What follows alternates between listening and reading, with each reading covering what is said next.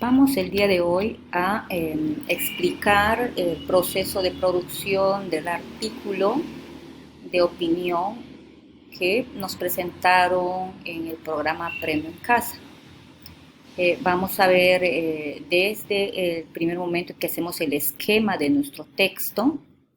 Luego vamos a ver esas ideas, cómo las hemos ubicado en nuestro texto. Y finalmente, pues nuestro producto ya terminado, la versión final del artículo de opinión. Bueno, ya se ha decidido el título en este caso, ¿no? ¿Quién lo hizo? Bueno, acá puse los apellidos ficticios del personaje que dirige, pues, Aprende en Casa del tercer grado, ¿no? A través de la TV. Respeto hacia la diversidad cultural, colocamos primero el título, luego colocamos el nombre del autor. El esquema que nos está proponiendo el ministerio es que trabajemos con la postura, los argumentos y el cierre, ¿no? En esta postura, ¿qué es lo que vamos a hacer? Vamos a indicar cómo vamos a empezar nuestro texto. Podríamos hacer una introducción o presentación sucinta, ¿no? Breve del tema que se va a desarrollar. Podemos emplear pregunta o una anécdota o una cita textual. También vamos a encontrar acá cuál es nuestra postura, cuál es nuestra opinión, ¿no? Aquí la planteo de forma clara y directa, que no quede indicio de duda, utilizando siempre la primera persona. Luego voy a anticipar los argumentos. Esta parte ya lo agregué para que les pueda ayudar a presentar la parte que viene. Tenemos los argumentos, ¿no? Parte 2. Si es que se han presentado varios argumentos, lo voy a enumerar, argumento 1, argumento 2. En el argumento 1, ¿qué es lo que voy a encontrar? Voy a encontrar por la fundamentación con datos, casos, ejemplos, citas, para respaldar mi opinión vertida en el anterior párrafo. Voy a también a mencionar esto a partir o empleando ideas principales. Y esta idea principal va a ser complementada con una idea secundaria. Si aún deseo seguir dando más detalles sobre esto, ya voy a emplear una idea terciaria. Lo mismo pasa con el argumento número 2, ¿no? Lo mismo que empleé acá en el argumento 1, voy a emplear acá en el argumento número 2. El consejo es que lo redactemos pues uno por uno en párrafos diferentes e ir relacionándolo con nuestra opinión empleando los conectores o los marcadores textuales.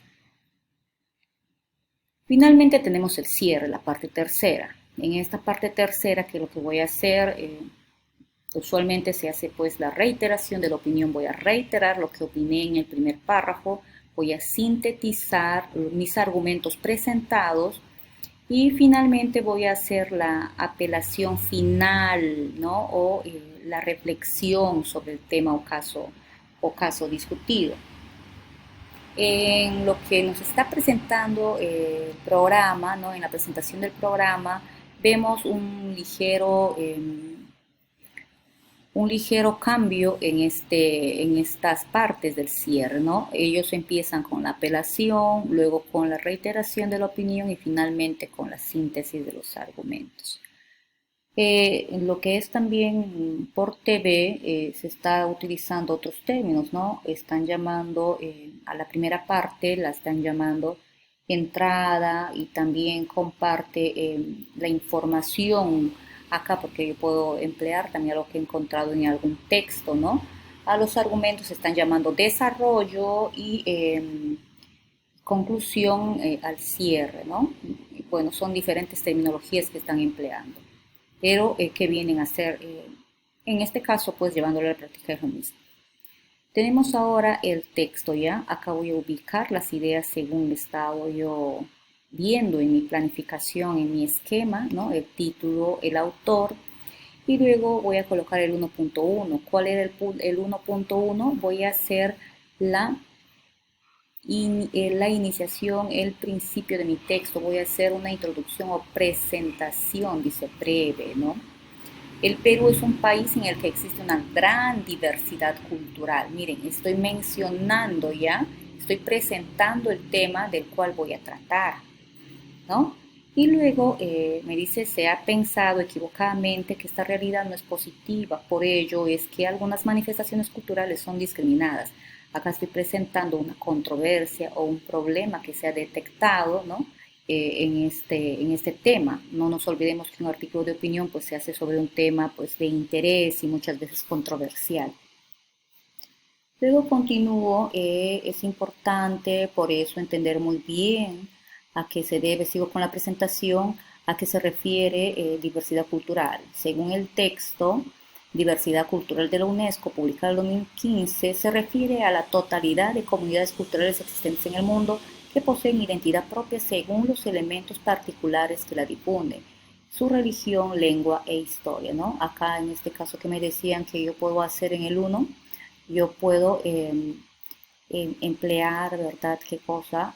Una cita o de repente alguna información de algún texto que yo he podido leer con anterioridad, ¿no? En este caso nos están presentando pues un extracto de un texto. Luego la parte 1.2, donde ya se va a dar el punto de vista, ¿no? Mi postura propiamente dicha. Considero en primera persona que la diversidad es una condición positiva, no negativa, como se la considera hoy en día. Luego la parte 1.3, yo voy a hacer el engranaje de esto con esto, ¿verdad? Para yo poder hacer la presentación de anticipación de mis argumentos. Entonces digo brevemente a continuación detallaré sus beneficios sociales y personales. Por un lado, dice acá, yo estoy empezando con mis argumentos.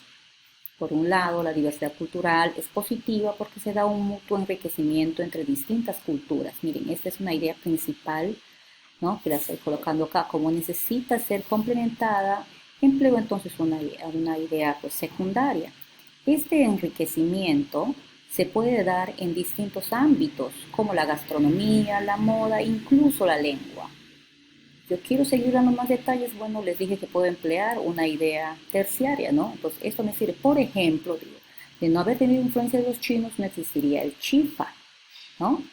Se está refiriendo a qué? A la gastronomía, que es comida preparada a la peruana con insumos de origen chino. De no haber tenido influencia de la cultura norteamericana en Navidad, no armaríamos ni un árbol ni tomaríamos chocolate caliente. ¿A qué me estoy yendo? A la moda, ¿no? Sigo desarrollando esa idea. Si el castellano no hubiera tenido influencia del quechua, no usaríamos palabras como calato o carpa, que provienen de las voces cala o carpa, respectivamente. Ahora me estoy refiriendo a la lengua, ¿no? Así tengo que ir entonces desarrollando mis ideas. En el segundo párrafo tengo mi otro argumento. Por otro lado, la diversidad cultural es positiva porque se da un enriquecimiento a nivel personal. Miren, acá me habló del nivel social y acá vamos al nivel personal. Pues empezamos a cultivar ciertos valores. Esa idea la voy a complementar con una idea secundaria. Por ejemplo, a través de actividades propias de una cultura como la andina, aprendemos del trabajo que se hace en comunidad, como en la preparación de la pachamanca, donde cada integrante de la familia participa cumpliendo una función específica.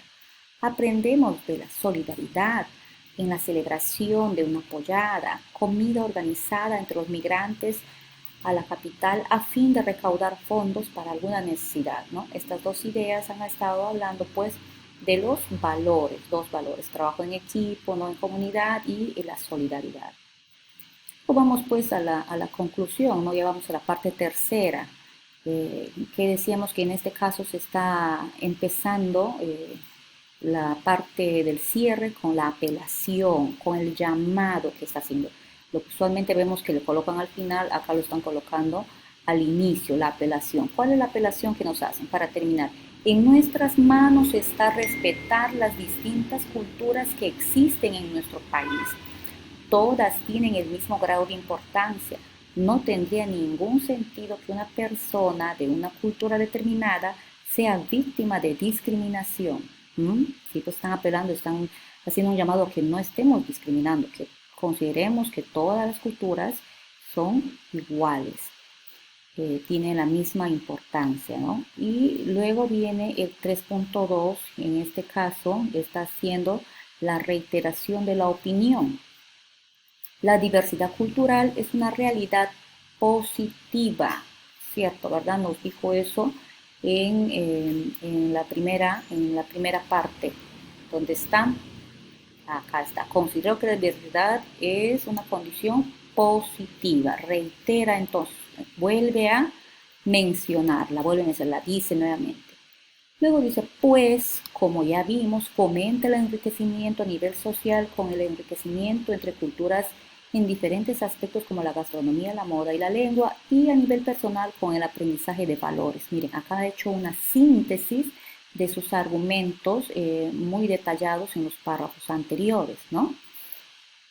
Luego yo voy a tener entonces con estas numeraciones que me van a apoyar a la ubicación de lo que yo he planificado hacerlo, reviso, ¿verdad? Mi coherencia, reviso mi cohesión, si están claras o no, y voy a tener pues mi producto ya finalizado. Esta es mi versión final de mi artículo de opinión,